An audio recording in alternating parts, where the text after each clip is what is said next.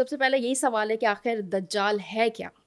یہ ایک انسان ہے، یہ ایک نظریہ ہے، یا یہ کیا چیز ہے؟ دیکھیے یہ دونوں ہی باتیں، اوکے. یہ ایک شخصیت بھی ہے ہوں. اور یہ ایک پورے نظام کا نام بھی ہے. اوکے. کوئی بھی نظام اس وقت تک کام نہیں کر سکتا جب تک اس کی رہنمائی کے لیے یا اس کو ریپرزینٹ کرنے کے لیے کوئی نہ کوئی شخصیت موجود نہ ہو. صحیح. تو اپنے وقت میں آ کر کسی نہ کسی شخصیت نے خروج ضرور کرنا ہے، کیونکہ احادیث میں اس کے لیے خروج کا لفظ استعمال ہوا ہے. اس کو باغی کہا گیا ہے.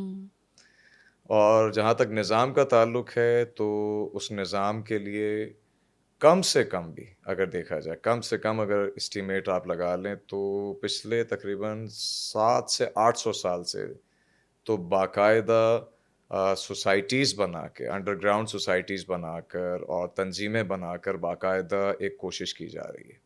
اوکے. اور اس کا آغاز اگر ویسے دیکھا جائے، یعنی جو ہمارے پاس لکھی ہوئی تاریخ ہے، ریٹن ہسٹری ہے، تو اس کا آغاز نبی اکرم صلی اللہ علیہ وآلہ وسلم کے وصال کے ساتھ ہی ہو گیا تھا. اوکے. کیونکہ دیکھیے آخری پیغمبر بھی قیامت کی نشانیوں میں سے ایک ہے، بالکل ایسا ہی ہے. تو دجال بھی قیامت کی نشانیوں میں سے ایک ہے. تو جب روشنی کی سب سے بڑی قوت، خیر کی سب سے بڑی قوت اپنا ٹائم پورا کر کے اپنے رب کے پاس واپس جائے گی تو اندھیرا بھی اپنی کہیں نہ کہیں تیاری تو کرے گا. تو تیاری وہ برسوں سے کر رہے ہیں. یہ شیطان کے سجدے کے انکار سے جو تحریک شروع ہوئی تھی، یہ وہ تحریک ہے جو اب دجال کی صورت میں سامنے آ رہی ہے. اوکے.